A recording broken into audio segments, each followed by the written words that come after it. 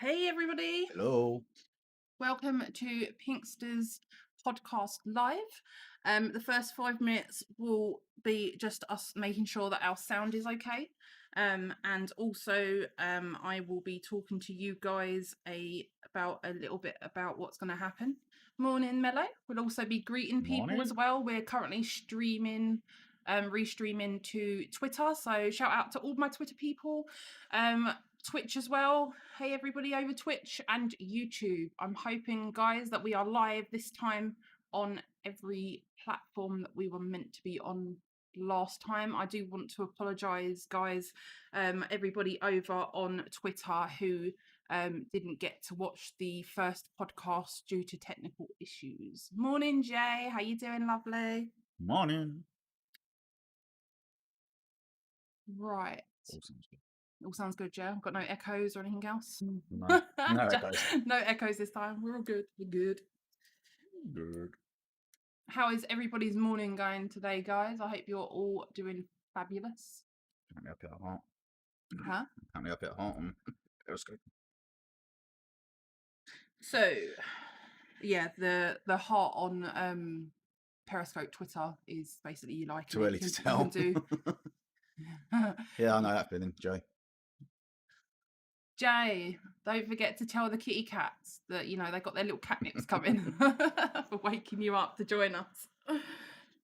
Right, guys, so today's podcast is around anxiety, but more specifically is around social anxiety. I just want to take this time for anybody watching on any platforms that there is a trigger warning.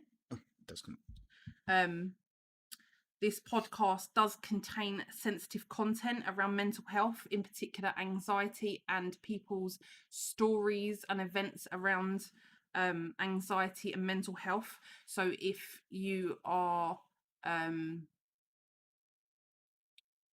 triggered by anything like this, please be aware that this is what this whole podcast is about, and make your own decisions whether or not to either stop now or carry on watching. But we take no responsibility from this point on, as we've given the trigger warning. I'd like to say as well, for the record of the podcast, that all names mentioned on stories and experiences have had their written permission has been obtained as well. Please also, if you are not familiar with the Pinksters podcast live, the one big main rule around when we're talking about things like this is to be polite and be respectful for not only myself and my co-host Diesel Dog Shane, but also anybody that is in chat and anybody's stories that myself or Diesel Dog Shane will read out.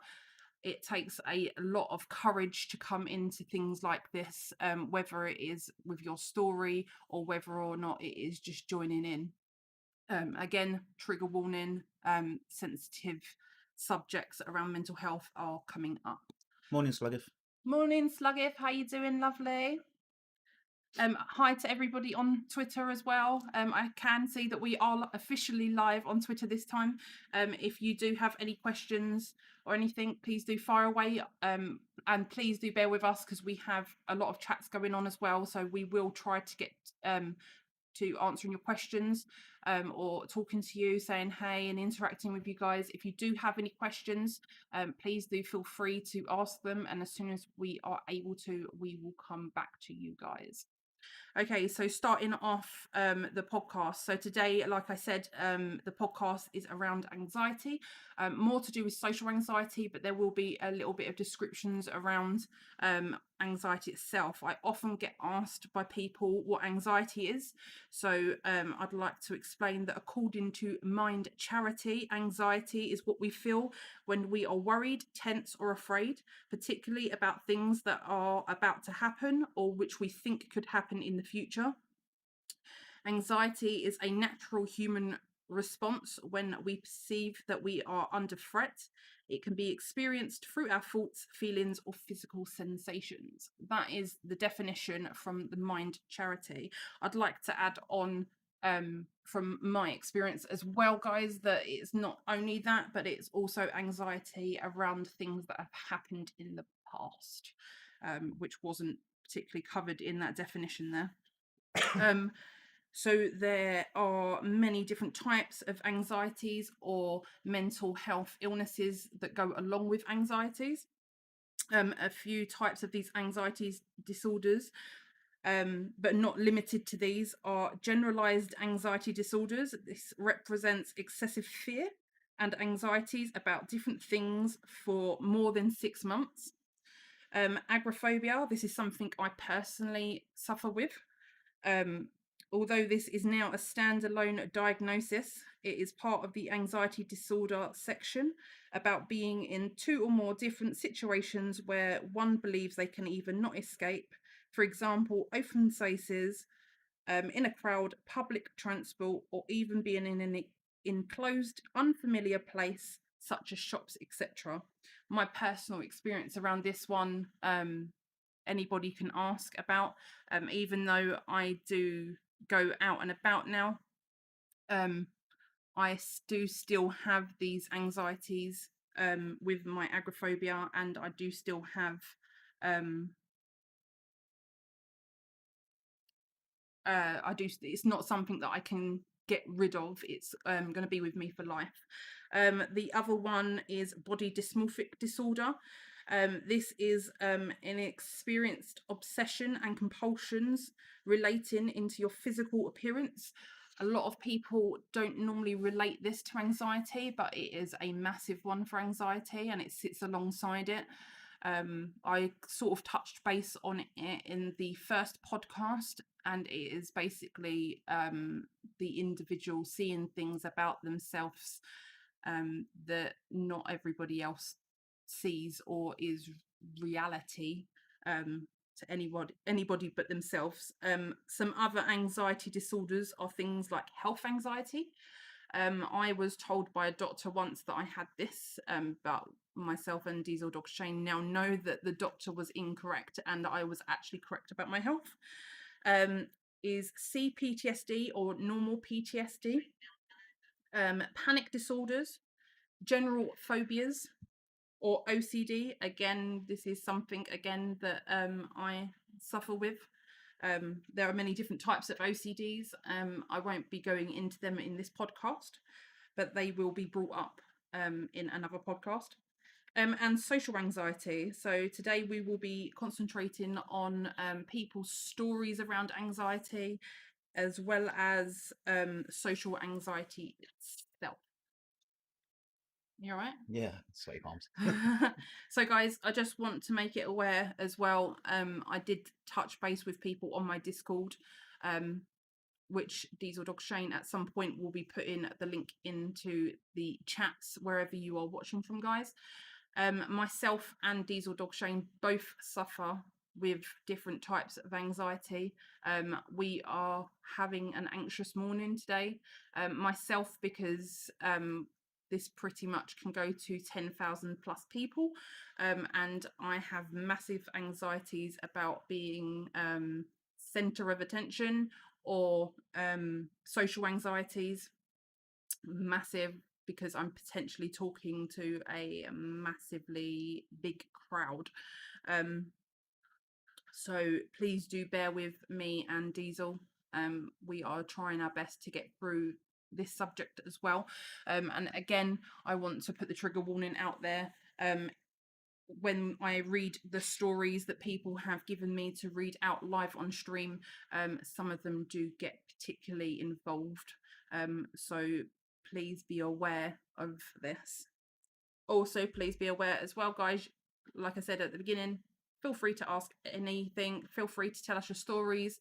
If you are not comfortable with telling us your stories, you can always DM me at a later date, or Discord, Instagram, anything like that, on a private message, and I will be more than happy to talk to you. So people often ask what social anxiety disorder is. So again, I'm going to relate back to the charity Mind.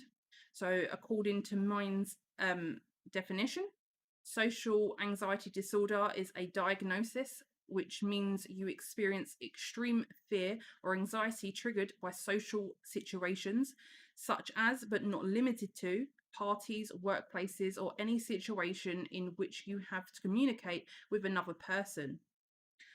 It is also known as the name social phobia. Some examples of social anxiety happen in situations when which can be including meeting unfamiliar people for the first time. I would like to add in there, it's also when you meet somebody that you know very well. Performing in front of others, such as speaking in public, talking on the phone, and for some, even texting. I know I find it hard when I'm having a bad anxiety day to even text somebody is quite a big, massive thing for me. And one which many wouldn't associate with social anxiety with is also being watched when you're eating. So for people that have eating disorders or people that generally don't like it, this category, I'm told, comes under social anxiety.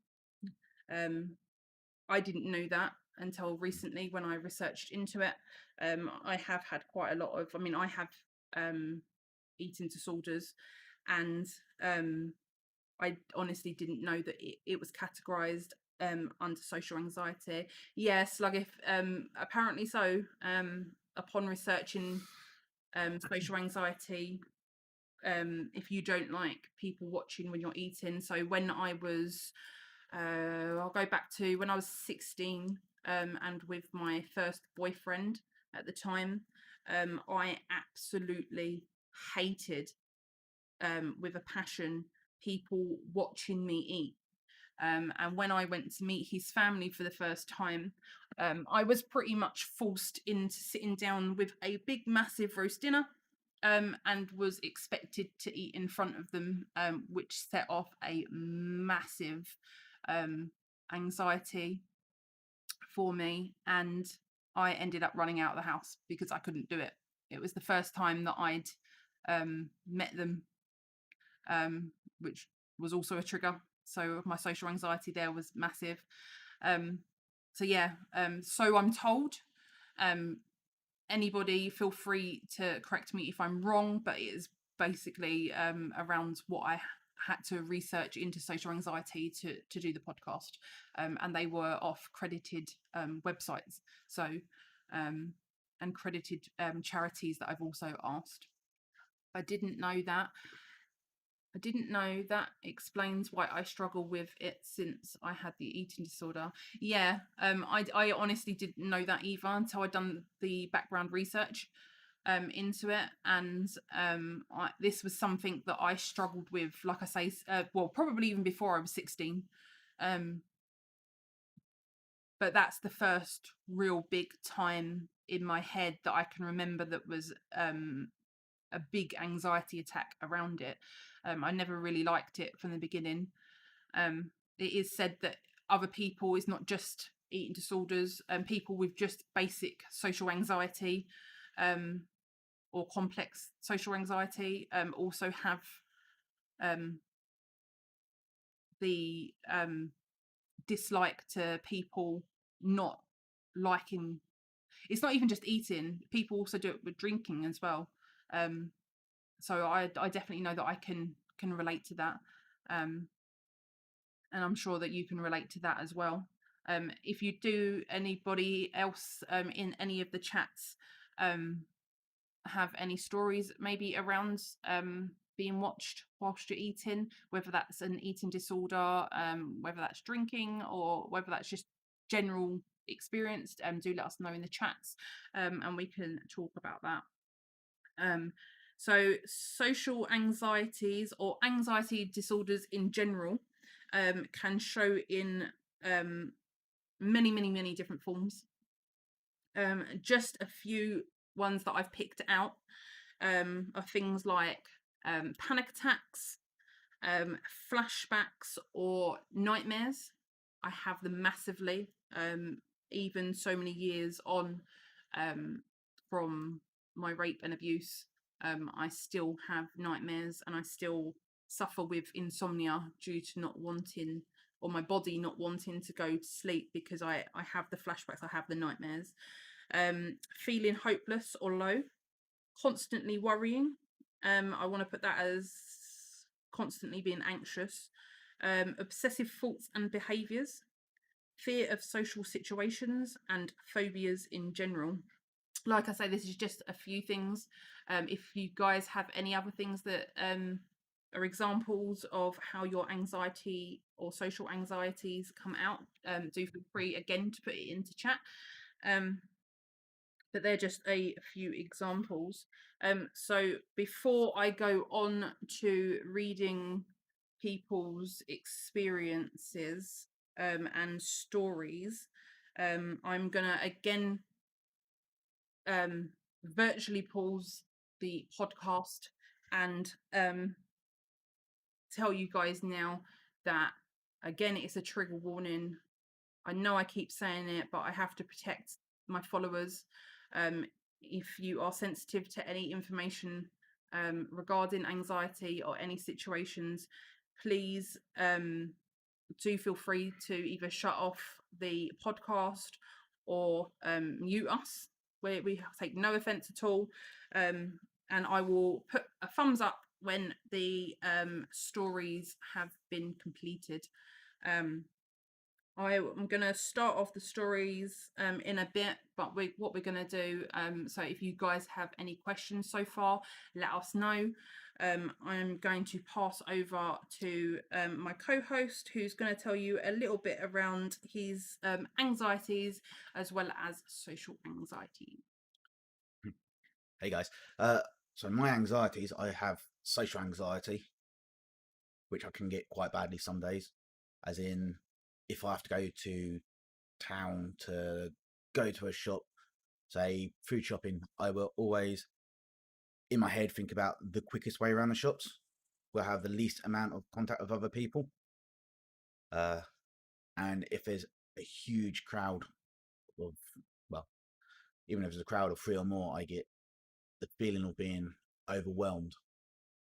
So I get that quite bad, and I just disappear into the background and slowly walk away. What else? Even talking to other streamers. There's a couple I watch that I'd like to chat to, but I just can't bring myself to push enter when I type out the message. I don't know why I get that. I see Diesel Dog Shane do that quite a bit. So where I can, because there's a screen between me and a streamer, I find it easier to go into people's chats. Although I do get the anxiety around it, I watch the streamer for a little bit and then I'm able to type into the chat, say, hey, how you doing? I'm new to your channel, things like that. But I have watched on a continued basis on a number of years that I've been with Diesel, even when I wasn't a streamer, where he will sit and watch a streamer, and he's probably watched that streamer for a good number of years on some of them. And I say to him, how are they doing? And he'll look at me and go, I don't know. And I'll say to him something like, well, why don't you know? Do you not, have you not spoken to them today? And he will turn around and say, well, I've not spoken to them at all. And I've watched him on streams where he's wanted to talk to people, and he's even gone to the point of typing out a message on it, and I watch as he deletes the message, and he struggles to gain people to follow him or to talk to him or to socialize with him because he has the social anxiety. We both do. It's not just strangers as well. We both have social anxieties about visiting family, visiting friends. Like, for example, I'll bring up the most recent one that is coming up. So I have a lot of birthdays and around Christmas. So around this time of year, I have massive social anxieties, where I know I have a birthday coming up this week and I have to go and see that particular person. And I absolutely hate having to socialize with that particular person, because it is a family member. And there are a lot of expectations on me as a person, how I personally feel, that I can't ever get right. So I have massive social anxieties around that. For Christmas, this year, I'm not sure what everybody else is doing. Feel free to tell us what you're doing this year. Myself and Diesel will be both with my family and his family. And that sets, again, my anxiety off, through being with a big, or I'd say a big group of people, but with being in our bubble that we're allowed to be in, because I hate with a passion, like with the eating. So we have to eat in front of people, and even if they're not looking at me, I feel that they're looking at me. So I try to I put my head down and I try to sort of eat, and get it finished as quickly as I can, so I can sort of get away from the table. But it's not only that, it's the social anxieties as well around opening presents. The whole idea around opening a present that somebody's given you, and they sit there and they stare and they're waiting for your reaction to their present, and I'm not very good at that. I am the anxiety around it. So they're sitting there and they're waiting so excitedly for you to say, oh wow, the present's fantastic, it's something I've always wanted. And even if it is something that I've always wanted, my anxiety is way up here, and prevents me from having that excitement because I feel that I should react. And I don't know if anybody else has that anxiety around Christmas. Birthdays for me are worse because obviously the attention is solely on me, and it's like, ah. So Christmas I can sort of go into the background a bit more. This really resonates with me. What part resonates with you, Yes. Jay? Talking to streamers. Oh, talking to streamers. Talking to streamers. Yeah, I don't know why. It's not like I'm looking at them in the face, really. Is so with some of the streamers, the camera's behind them, so I can't see their face. What is what goes through your head when you're watching a streamer that sets off your social anxiety of not being able to talk to him at that moment in time? Don't know. I really don't know. It's I go to push the enter button after typing and physically can't. As much as I want to say hello to them, and they're friendly enough people. They always say hello to their chat and talk to their chat. It's that enter button just seems to get Further and further away.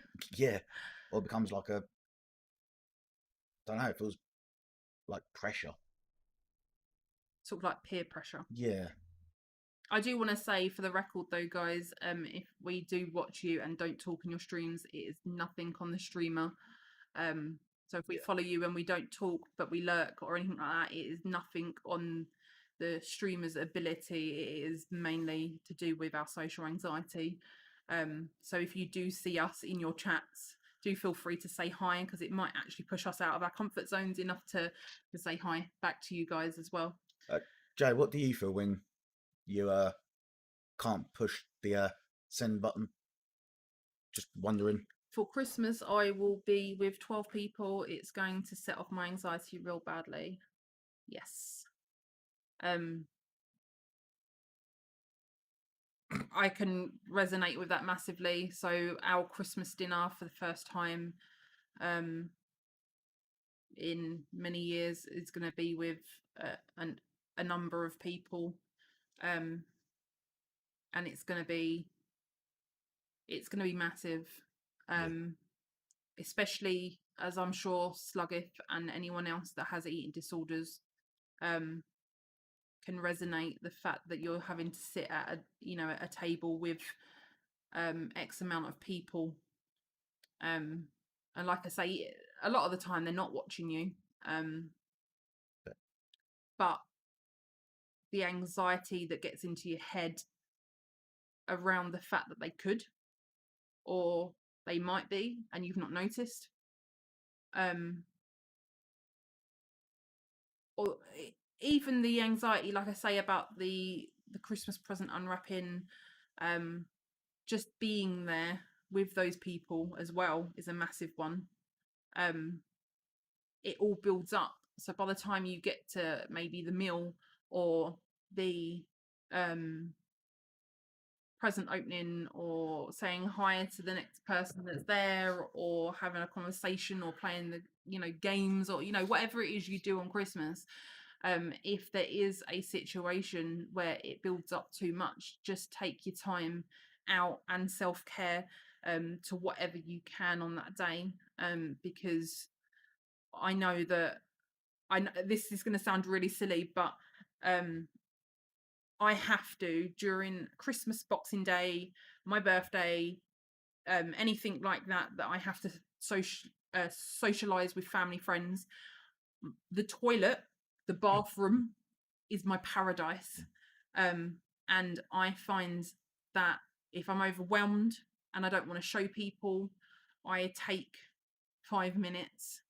I don't know what they think I do in there, but I take 5-10 minutes to go in there, maybe wash my face, go to the toilet, have that space to be able to, in my head, go, and I'm sure that many other people yeah, have a space like that. Some people use their bedrooms, but I just find that rather than me keep nipping off to the bedroom and them going, well, why are you going to the bedroom? People don't tend to question going to the bathroom. Or if they do, it's a joke. yeah. You quite, have you eaten something that made you a bit dodgy? For me, hitting that enter button is so hard. I've always been about how I am perceived. I have high expectations of myself, how I want to present myself. So So I'm so always hesitant because I don't want to come off as something I'm not trying to be. yeah, that makes total sense to me as well. Even public speaking, reading that, I get anxiety about reading that. Hey Bodum, Hey, Bolden. how you doing, lovely? Yeah, Jay, that makes perfect sense. For somebody that can relate to podcasts, um, as well as on social media, um, as well as family events.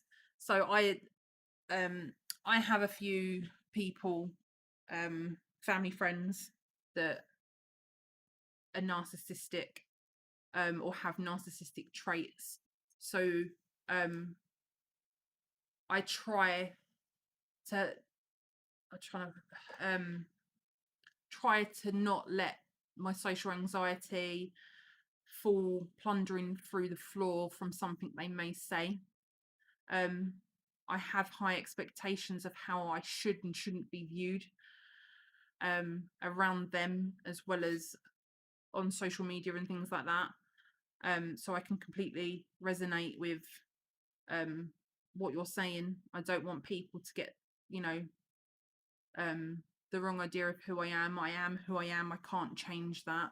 And I've come to accept that over the sort of my recovery period of the last few years, um, which is one of the positive things that I've achieved from my trauma, because I was a people pleaser, and that made my anxiety massively worse because no matter how many times I tried to people please in many different ways, it just didn't work. And I had to accept that. I had to accept that some people will love me, some people will like me, and some people will hate me. And as much as that sets um, my anxieties off, it's something I can't change, and something, like I say, I have to accept. Um, I'm good, love. Are you okay? I am doing good. Thank you, Bodum. How are you doing, lovely? I'm a bit anxious, if I'm honest. A bit. Okay, I'm majorly anxious. So apart from that, I'm good. Um, Yeah, it's also why I never do a live podcast. Right. um A little secret, Jay. Just before we push, or Pinkster pushed go live, oh, it was not temper tantrums, it was panics, both of us. Every time we push go live, whether doing the podcast or our own little streams, it is panic. Hey Anne, thanks for the look, lovely. Yeah, so when we have the countdown, guys, if you can imagine us sitting here going and sort of panic attacks is the best um way to describe what we were, sort of thing. It isn't only just before we go live, if I'm honest. It's the work that I put around um the research into it. It's talking to other people. Like today, I've got people's stories that I'm going to read out. It's the whole process of it. And if I'm honest, I did start a podcast a while ago, about a year ago, where it was a pre-recorded podcast, and I found that difficult. That stopped. But under the agreement with Diesel to be my co-host, so I wasn't doing it by myself, we come to an agreement that obviously, unless there's a substantial thing to cancel the podcast, that under no circumstance are we allowed to cancel because of anxiety or anything like that. And we're going to power through as best we can, because we think that the message for Pinksters awareness and the Pinksters podcast live is too important now not to. And also, I love streaming. Streaming's very different to podcasts. I've just noticed that Damien has asked what a podcast is. It's basically a live talk show. Is that the best way to describe it, Jay? A live talk around things. So Pinkster's podcast, Damien, is basically my podcast and my co-host's podcast, to embrace the talk around mental health, chronic illness and chronic pain, as well as general subjects. It can go from really happy moments to really oh my god moments to anxious moments, but we're just here basically to bring awareness, to let people know that they're not alone in any of the subjects, and to hopefully break some stigmas along the way. So you both have come a long way then, massively long way. Yeah. Yeah. That's an understatement. I have a lot of people asking, I don't know about Diesel, but myself, when they hear my story, whether it's on Twitter, whether it's on a stream, and they ask me to list the mental healths that I have, I can't physically list all of them because I have a lot of them. Diesel will vouch for the fact that I'm not always a happy and bubbly person. I have my moments, like everybody else does, but I have learned very much, or get reminded by Diesel very much, to take self-care time to make sure that I'm able to come to you guys like this, or stream the games, or advocate on Twitter. Because if I don't take those times, I end up having to take a hit to my mental health and have to take longer off. I used to do the same as my voice and get me embarrassed sometimes. That's my weakness. I don't like my voice. I try not to listen to my voice. I don't tend to, apart from maybe once where I watch my video back once we've finished the podcast, I don't tend to try to rewatch anymore, because I suffer with BDD, which is body dysmorphic disorder, which again comes, it has its own diagnosis, but comes under anxiety as well. And I don't tend to like looking at myself on videos. as well as my voice sounds awful to me. So I do try to stay away from pre-recorded watching. Yeah, I'd never realised how nasally my voice is before I started streaming. Scaredy Cat 420. Hey, lovely. How do you counter your anxieties when you find they're creeping? When you find you're creeping into a panic attack? I tried the deep breaths that counting to separate myself from the situation, but I have found anything that you haven't found anything that really works. So I find that self-care is a massive thing to try to keep people to try and keep the panic attacks under control. If I'm having a bad day like today, once I finish my podcast, I will do things for myself that I enjoy. So whether that's a bubble bath, playing my consoles, whether that's watching TV or going for a walk, um, anything that will bring me some form of enjoyment, I try to do to get my mind off the anxieties. I do on my YouTube account. I'm just trying to see which way to point down there, which is Pinksters Awareness. I have a lot of self-care tips in one of my videos. If you do want to have a look at those, It should be in the about section. it's the link is also in my about section as well. Thank you, Diesel. I was going to leave this till after the stories that we're going to tell, but some things that have been suggested to do are, like you say, the breathing exercises. They're not for everybody. I can't get on board with them if I'm in the moment or it's a really intense anxiety. If it's just like, a general anxiety, I can do it. But if it's something that is like a flashback and I'm in that moment, I can't get out of it. Breathing exercises, I will admit, they don't do anything for me. Some people like to keep a diary of their thoughts and their feelings. Obviously, some people don't like it because other people might get hold of that. But what I did right at the beginning of my trauma, I kept a diary and I was then told to dispose of it. So I used to put it in an incinerator. I would write it out. I'd keep it for as long as I wanted to keep it, and then I would incinerate it so that nobody else could read it. Other people have therapies or support groups. So, guys, if you do want to be part of the supportive Pinksters Awareness Discord, again, it will be in chat, or I think it's in my about section, or you can always DM us as well. Diesel Dog Shane will continue to, at some points, put it into the chat as well. There's a link there.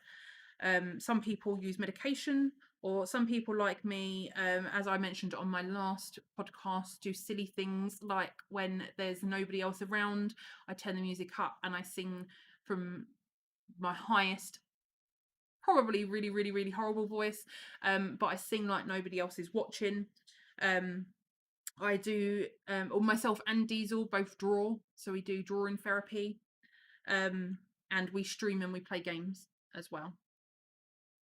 So there's many different things that we do, but like I say, as well, if you look at my about section, I always post videos about self-care, as well as positive messages and things like that as well, that are over there. So do feel free to subscribe over at the my YouTube channel.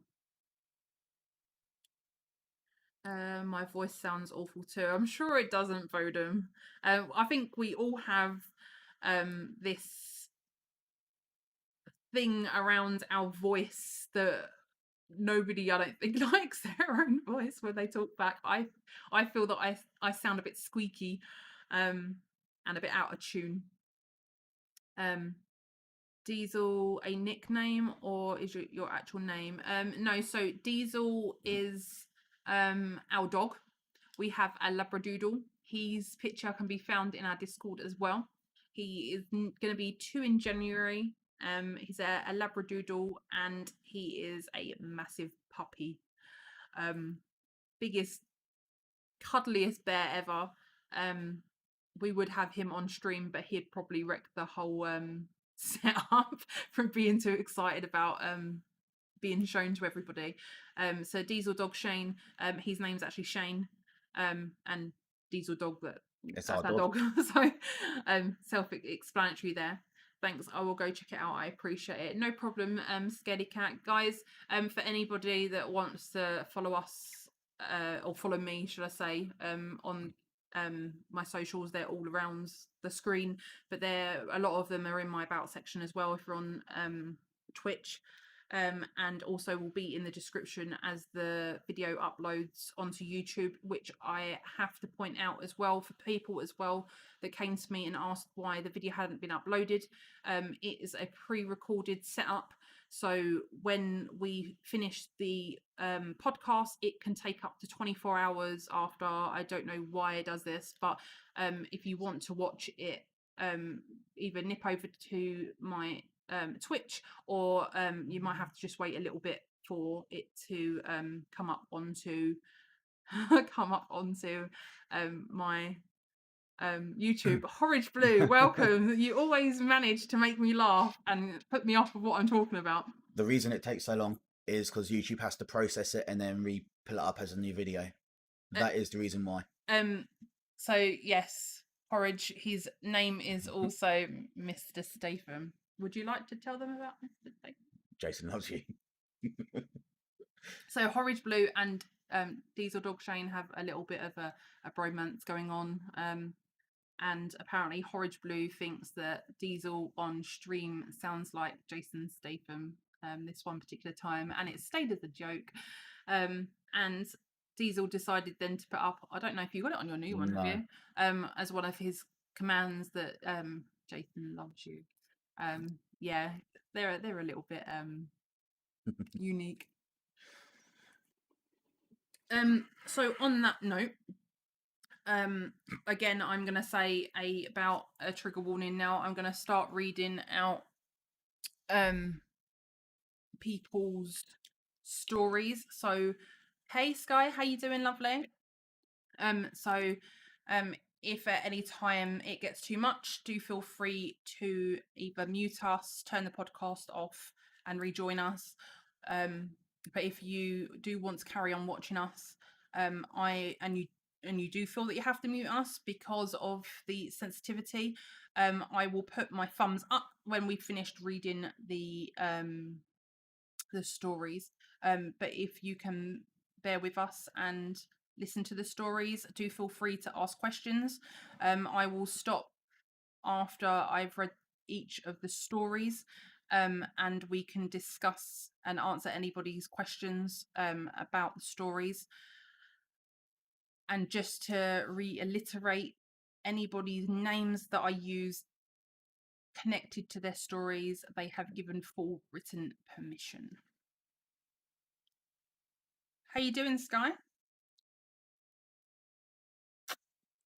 Right. So let's go on to the first story. So the first story, first experience that was given to me was via a Twitter follower. Oh, sorry to hear that you're not very well, lovely. Yeah, that's fine. I hope you're doing better. I don't think I'm ready to listen to stories yet, but thank you for having me. Much love and have a great day. Thank you, Scaredy Cat, lovely. Thank you for popping by. So yeah, guys, I'll give you a couple of minutes if you decide that you want to mute me now. If you decide that you want to leave, now is probably the best time. I do hope you do come back to Pinksters podcast as well. So I'm going to start with the first story now, and I will put my thumbs up when I have finished reading. There are a couple of stories, so please bear with us. So like I say, the first story comes from one of my Twitter followers. They wanted to remain anonymous, which I fully respect. I experience anxiety on a daily basis, more so when I have to visit new places or new people. My English teacher once pulled me aside and said, "Why do I always seem anxious? It's not needed, and you need to stop it now because you won't get anywhere in life." This really affected me, and I had to explain why. I also had to explain that I was to report the teacher now for making me feel uncomfortable and also stigmatizing me due to my anxieties and also due to the traumas that I'd been through of having to explain. So that's the first story from a Twitter follower. I can relate to this. So I've had anxiety since I can remember. Having people not understand, or having somebody that you look up to, whether that's a teacher, a mentor, a parent, guardian, work colleague, college, school friend, generalized friend, that doesn't understand your anxiety, massively affects it. And for that Twitter follower who was told that they would never get anywhere in life because they're anxious all the time, I'm here to tell you different. I think you're incredibly brave. I think that I myself am proof that you can get somewhere. And there are many celebrities, there are many non-celebrity people that have succeeded even when their anxieties have been massive. When I was back at high school, or back at even little school, I hated with a passion of performing on, whether it be a panto play or having to do speeches at school. And here I am several years later, I won't say how many years later, sat on a podcast with all you guys, advocating to over 10.6 thousand people on just one platform, not to mention the others. And I had a teacher, wasn't quite the same, but basically told me that I wouldn't amount to anything because I couldn't stand up and I couldn't speak, or I couldn't do presentations as well. So to that Twitter follower, if you are watching, I know it's easier said than done not to take notice of people, because those are the people that stick out in your mind, but it is achievable. And for the mere fact that you want me to tell your story on the podcast, you've proved them wrong already. You want to add anything? So guys, if you do have any questions about any of the stories, like I said, do feel free to ask them. I will go on to my second story. So if you have any questions about that, if you can write story 1, story 2 before you ask the question, just so I know what story the question is based around. So story 2, I have had permission from NeModX, which is a Twitter follower, to tell his story. So his story is lengthy. It is very much in depth. Again, I will say a massive trigger warning for this one before I read it. I used to love drama and performing until my sister tried to kill herself, and my teacher was doing Romeo and Juliet, so I struggled. My teachers used to say I needed to pull myself together.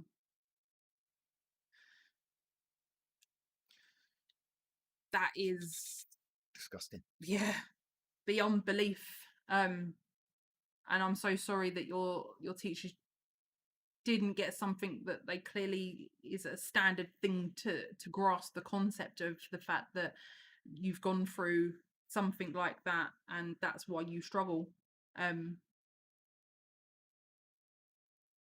That's a massive no-no, and this is another reason that I just want to put in there, guys. If you haven't seen my petition, that is not only around victim blaming, but is also around the education of mental health in and around every survivor of what, no matter what the trauma is.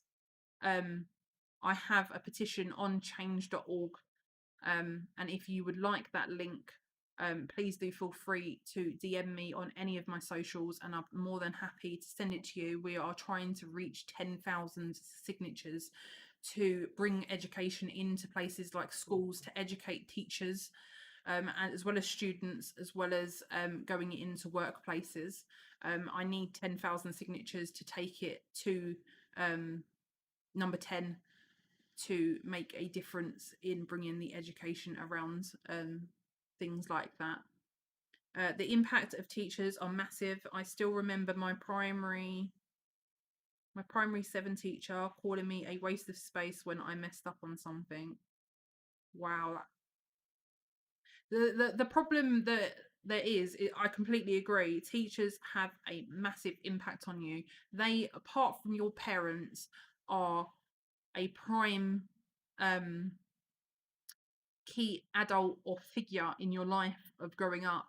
So when they say things like, you're a waste of space, you shouldn't be feeling like this, you know, pull yourself together, it's massively impacting. And like I said, this is why I'm advocating massively, and why I have my petition there, because teachers need to understand how much impact they have on a child's mental health. And I honestly don't think that the Department of Education realise how much of an impact that they themselves, and teachers, as well as people like bosses, supervisors, in workplaces as well, have on people's mental health. So please, please, please, from the bottom of my heart, if you haven't signed the petition, and you're willing to, please do ask for the petition link, or look for it on my Twitter. I always post it up every now and again. It is a massive passion of mine to get it in there, because children are our future, and with situations like what you guys have said, with the story number 1 that I've come out and I've said about, it's a massive effect, and it is an ongoing circle to people's lives, that starts off with just that one comment, or that one stigma or misconception around people's mental health, or trauma at that time. So I'm going to move on to the next story, which is number 2 from Nemoid X. Like I say, I got the permission from him to say his name on here. So please bear with me. This is a long story, a long experience, and I will try to read it to the best of my ability. Life since childhood was always a struggle, and it was a constant battle through one hardship and trauma to the next. I won't get into that because it's a long, difficult series of events, so I'll begin with a story that is closer to the present time. I got out of a bad abusive marriage in 2017. I was physically abused, mentally abused, and my name and reputation was tarnished behind my back by my abuser. Even despite knowing that I had been abused, that the marriage was even despite other people knowing I had been abused, despite knowing that I had been abused, the why am I having a difficulty time? I think this because I can the anxiety around reading this, guys, for me is because I have had 2, not 1, 2 abusive relationships, so I can relate to this. So please bear with me as I'm reading it.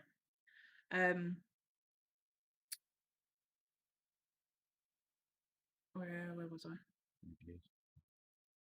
So the death of the marriage That was a death sentence for me. Was a death sentence for me. Having several times been driven into desperation and putting a gun into my mouth. I still felt like a failure, unloved, undesirable, because the marriage had failed, even though he knew that it was because of the abuse. I have had CPSD for as long as I can recall.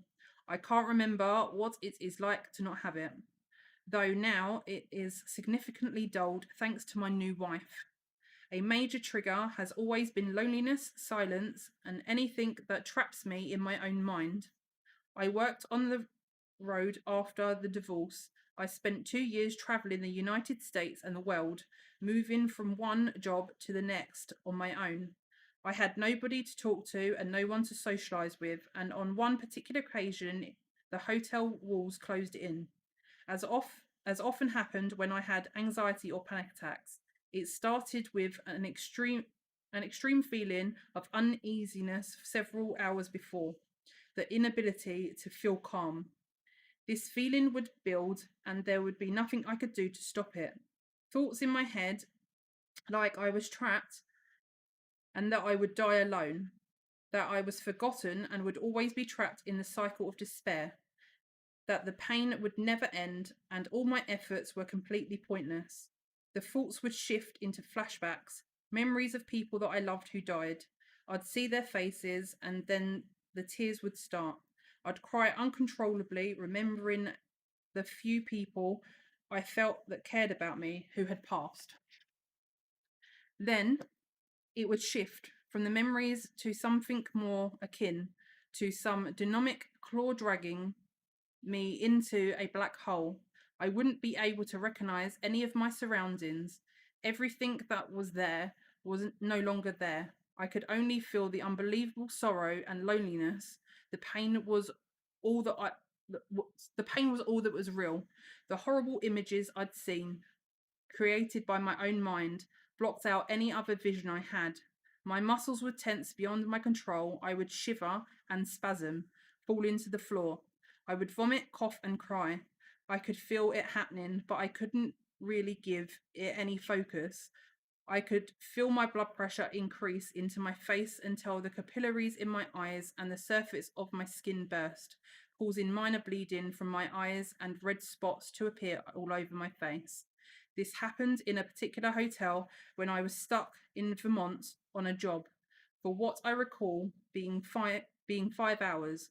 When it finally subsided, it was because I was physically and emotionally exhausted and passed out. I woke up in the morning and I had to tell my client that I was ill. There was no way to explain the marks on my face or the horrible bloodshot eyes. During my marriage that ended, I had these anxieties attacks 2 to 3 times a week because of my abuser. After, they subsided to once a week, and although I can always feel them coming on several hours beforehand, the only thing that would ever stop them was a shot of whiskey. Alcohol is rarely appropriate and available on workdays, so often I'd be trapped into a cycle. I now have many ways to avoid these attacks. I keep busy constantly. If I am not sleeping, I am doing something. Never still, never at peace, just running from my own mind. My wife now has shown me the affection I never had in life beforehand or as a child, as these attacks haven't happened but once since she has been by my side, but the memories will always be there. So that story was Nemod X on Twitter. I apologize, guys, for some mistakes that I made, and I apologize to Nemod as well. Like I said, and I had to stop and regroup. I've been in abusive relationships, so I can resonate massively with not necessarily his experience, but with the feelings and the emotions around panic attacks when you're in an abusive relationship. You are doing good, Pinkster. We're here for you. Thank you, No History. I appreciate that.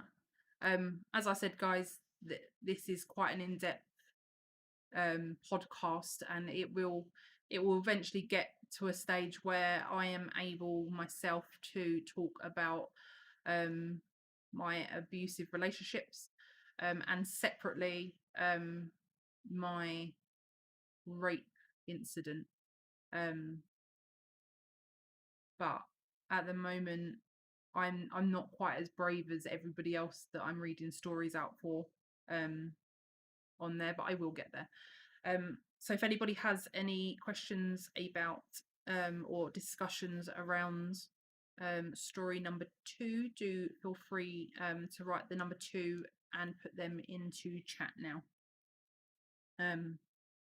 Both myself and Diesel have been in abusive relationships. Diesel's, am I right in saying, was more emotional? Yeah, constantly. They made me feel like I was an idiot, not worth much. Yeah. Like I say, we will go into or have a podcast around such subjects at a later date when we're a bit more comfortable talking on those subjects. And I appreciate everybody that is showing kindness within each of the chats. So I'm going to move on to my next one. Story experience number 3 is anonymous. This is a little shorter. It's very, very shorter compared to the other one. So they say, I've always been so scared of death that if I even think about it too much, I have an anxiety panic attack. It's not something other people tend to talk about very often, so wanted to share. So if anybody else has anxieties in and around death, please do share, and we can have a discussion about that, because this person has put their one of their biggest anxieties forward to share and to talk out with everybody because they feel that it isn't talked about very often. I am the same. Is that Sky? Is that about the anxiety of death? So I don't know if I have anxiety around death. I think I have the normal fear that people have. I have the anxiety of death for my loved ones. I have anxieties around safety for them, which goes forms with my OCDs. So I have safety OCDs massively since 2015, when my property was broken into and I was beaten up to a moment of my life. I did have it beforehand, but it was obviously magnetized from that one particular event back then. So I have massive anxieties around other people getting hurt or worse. Every time someone mentions death, I overthink it and have a panic attack. Remember, Sky, to self-care after this podcast, and for everybody else to self-care after this podcast. I know it's a very in-depth one, so if you guys are still listening, and if you do need to talk to us at a later date, my DMs are always open to anybody. I hope that this doesn't trigger anybody, hence the reason that I am putting trigger warnings in every time. So if you feel that you can't carry on listening, we won't get offended if you have to turn it off or mute us. Yeah. Mine's not with death itself because it's biological. Mine's the sun stopped and there been nothing. So like the after death, the unknowing what's coming after, yeah, sort of thing. That's quite a good one, actually. What in people's opinions, obviously being nice and respectful to other people's opinions, because we all know that, you know, everybody has different beliefs. What maybe if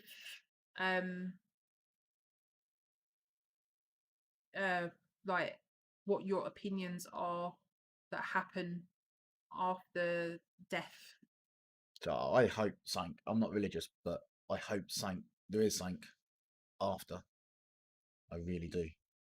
Yeah, that's why I get panic attacks, because I am scared of the after. Yeah, I can definitely see that. The unknown of not knowing what or where you go.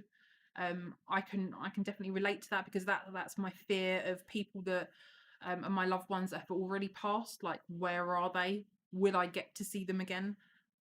But if I go to see them, then I'm leaving other people behind. So it's like, I get the anxiety about, I have separation anxiety. So I get the anxiety of not being able to be with people. So about a year ago, I lost my auntie, and it was a tough time because it was an unexpected death.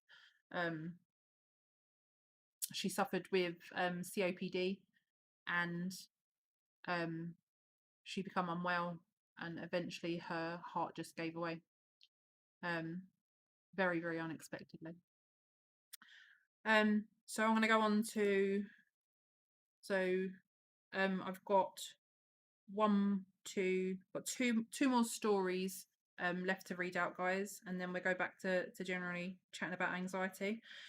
So this one is from one of our viewers that I think is in Twitch at the moment. If he's still there and hasn't fallen asleep. His name is also JCM1344 on Twitter.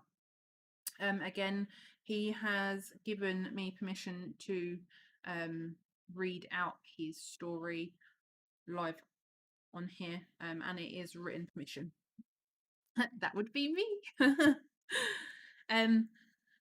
So I apologise, Jay, if I get a bit jittery as well. Reading other people's stories, I get emotionally involved. So, as you probably saw from that other experience, so I apologise if I make any mistakes. I can actually pinpoint to you the very first time I ever had an anxiety attack. It was in front of a group of 100 people. I was giving a speech in college. I got up in front of the crowd, grabbed the microphone, and full on froze. It was horrible. My chest started pounding, my body started trembling, and I was on the verge of tears. Thankfully, I had someone else with me to help do the speech, so I passed off the microphone and bowed. I wheeled myself into the bathroom and cried for a good 20 minutes in a stall just out of sheer embarrassment. What's worse is I had to continue on with my day at this event with these 100 people who I just humiliated myself in front of. I have done that more times than I can count, and more times than I'm willing to admit. Maybe not in front of 100 people, but on times that I've had to. So I went through a diploma, and I had to stand up in front of people just a few months after, maybe not even a few months after I was raped. And I was in the point of my recovery where if I kept going, I wouldn't think about it. So I was in what I call my robotic mode. So I was determined to stand up and to do this presentation that I'd worked so hard on, and nobody would know anything was wrong with me. And I started really well.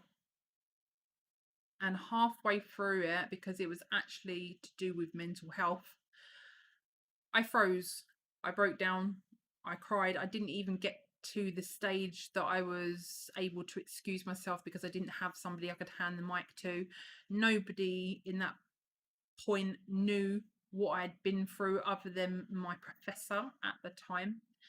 And I had a massive breakdown, which then concluded to me not going into class or any activities for about 4 to 6 months, give or take. So I had to carry on my degree at home. I did eventually make it back there, and I did eventually carry on my diploma, and I did eventually get the outcome I wanted, but it took an awful lot of work. So I can really, really really relate to that experience. Sorry,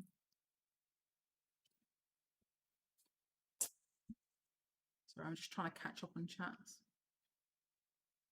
I'm always reminded of the Woody Allen quote, "I am not afraid of dying. I just don't want to be there when it happens. It helps me with my fears." That's that's quite a good quote, actually. I've never heard of that one, Horridge. No, I don't think I've ever heard that one. A lot of people do have fears around death. So maybe that quote might help them. If anybody does have the fears around it. The quote is from Woody Allen, and I'll repeat again. It's, "I'm not afraid of dying. I just don't want to be there when it happens." Thank you, Horridge, for sharing that. When we had to perform Romeo and Juliet at school, I froze. My best friend had to help me with my lines. I was so embarrassed. I remember avoiding the corridors for weeks and hung out in the library where I felt safe. I just want to say to Jay, to Sky, to everybody else that has ever done a performance, a speech, or done something in front of a crowd, including myself, that you are extremely brave, that you should not feel embarrassed at all for having the anxieties, for having the fears around doing it, because the way it was explained to me in therapy was we have to go through certain experiences to get to another level, and they're like stepping stones. If you use them as stepping stones to know, so like I would never have been able to have done this or even imagined doing this in my life. And my previous podcast that was an absolute disaster in the end, and we had to shut down, that was a pre-recorded one. I've learned from that, and the stepping stone from that was to not watch back, apart from obviously Diesel watches back to make sure that it looked okay, and to not obsess over how I look on it or how I sound on it, and not to worry about if I make mistakes or if I get too emotionally involved, like I did with stories on there as well. So they are unfortunately horrifying experiences in some occasions, but the positives you can take from them are that you can use them as stepping stones to help improve things for yourself. That's one of my biggest fears is public speaking. When I was young, I had speech therapy, and even now, Pinkster will be able to tell you, when I get extremely angry, I stutter, I can't get words out. Or anxious. So even reading something like what Pinkster's doing, I can't do that in front of people. I have to think about it a lot more, and it gets embarrassing when I can't say a sentence right. My librarian was like my own Miss Honey from Matilda, and was one of the only teachers who ever understood me and took the time to care and look after me. I absolutely loved Matilda, and I absolutely love Miss Honey. I was actually watching it the other day with some people, and I can relate to that. I had a teacher. He was my RE teacher. Hated RE. Was never good at it. But I had a meltdown in one of his classes, but it wasn't due to his class, it was due to a class I had beforehand. And I came into his class feeling the way I did. And all he did was say, you know, "How are you doing today?" And I went, "Ah," on him. And he took the time from then on always to allow me to have time out or to talk to me, even if it was in the playground, in the canteen, or even before registration. And he restored my faith in teachers, because I had, like you guys, a lot of teachers that really did not understand the mental health I was going through at that stage in my life. Um, there are really good teachers out there. I know that there are, because when I first started my petition, I had a teacher that wasn't even following me, and had seen on Twitter my petition that came up, just through the hashtags that I used, and she decided to DM me and tell me how amazing the petition was, and she was 100% behind it, and that she would take the petition um, to the school where she was, to try to help get the signatures to make the change that the petition is trying to achieve.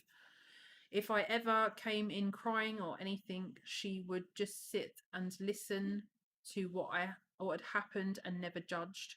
It is amazing when you have somebody that doesn't judge. It's so rare, but I'm hoping with the awareness of Pinksters awareness movement, or even the Pinksters podcast, which is part of the Pinksters awareness movement, with us talking about it, being open about it, that it will hit the 10,000, plus people, and will help people not judge, because it is such a rarity that you get people that don't judge you, or use you, or make fun of you for, you know telling your story, because a lot of the time, you know in and around situations, some people find it helpful to talk, some people don't find it helpful to talk. I apologize for the phone ringing in the background as well. When my sister tried to kill herself, I used to avoid drama classes and camp out in the library, which I wasn't supposed to do, but she would let me, and would help stack shelves and stuff. I think that's amazing, because she obviously had some understanding around the situation that you was going through, Sky. And like I say, it's a rarity, not just in teachers, but in people in general. I've come across a lot of people that don't understand mental health, and I've had heated debates with them, conversations with them, and a lot of people um, in real life IRL, that don't quite understand around it, which is why I'm not only advocating online, I also advocate in person. I've done talks up London. My last talk was about a year ago now, but that was due to COVID. I was due to go to a few of them, which got cancelled. But I'm hoping that I can restart doing that once the virus is under control. Hey Norbert, how you doing, lovely? My mum just to say mental health wasn't real. It was just me being difficult. Yep, I've had somebody say that to me as well on several occasions. I even had a person on Twitter that went out of their way to message me that everybody else could see at the time, to tell me that I was a joke, and that I was actively encouraging people to pretend they had mental health, which isn't real. That person very swiftly got blocked and was reported, not just by me, but by many of my followers at that time. Luckily, that was about a year ago. So guys, I've just realized that we are nearly at an hour and a half. This podcast was only meant to be an hour, so I'm going to read the last story. I'm going to sum things up, and then we'll have a little discussion, and then we'll go for an ending after that. I hope you're doing well, Norbert. Thank you for coming. So the last and final story is an Instagram follower. They want to be known as anonymous. So at the start of lockdown, I was fine. in the first lockdown, but about 3 weeks into this, I started to worry about things, and I spoke to my dad at first. And then I found that I just couldn't get stuff out of my head. I started to get depressed. I didn't know what to do, as I started to do things to myself that was not right. Every day it's like a constant headache. I started exercising and realized how much this helped me, but my anxiety and depression was still always there. So I went to the doctors and started taking antidepressant pills or medication, and I've started feeling a lot better. I've been on them now about 2 months, and they do work. So if anybody is feeling this way, please do speak to your parents, friends, or even go to your doctors. Take care, people. This is my message to you. So that, guys, was story number 5. So if you want to say anything about that, or any opinions on medication or anything like that, do feel free to write it in chats. I personally, I don't have any opinions on medication. If people feel that they work, fantastic. That's for anybody that's muted as well. They can come unmuted now because the stories are finished. I don't have any opinions around it. I had to go on medication after my rape and abuse that I went through. And I was on it. I made the personal choice to get myself off the medication after a while. This was a choice that I made alongside my therapist when I was in my 2 years intense therapy. Sometimes I think to myself that, you know, maybe I might benefit going back on them. But then I always manage to self-care, and that's how I use my self-care to self-medicate in that form rather than medication. Also due to some other health issues, physical health issues, mixing medications as well can be quite dangerous for me. So I try to avoid any, at the point, unnecessary medication for myself. When I was on antidepressants, they worked for a while, but then I felt like I started to become reliant on them. So I found myself wanting to come off of them as quickly as I can. So I wasn't relying on them. They wasn't hiding the fact that I have issues or I had issues then. And I don't know. What do you think about that? Are they just something to give us to mask issues? I found that when I first took the medication, it took a long time to do anything. So the expectations of the immediate "I will be okay" was very much shunted, because it took a long time, especially with getting dosages right, for me. And again, like you say, I felt that I had become self-reliant on it, and upon discussing with my therapist at the time, she thought that if that's what I felt, then maybe there should be a plan for me to come off them. But they do, you know, people do find that they work, whether they are a placebo effect or they actually do work or don't work. I am not a medical practitioner, No. so I can't comment on it other than my own personal experiences. Hey Tim, how you doing? Lovely, nice to see you here. You're both so amazing. Thank you for all that you do for us. Some meds work, many are placebo, but we do the best we can, most definitely, 100%. And I'm glad that you managed to catch the live podcast as well, and you're on my YouTube as well, so fantastic. My medication has been working, but sometimes I feel like it just masks the issue. Yes, this is another thing, Sky.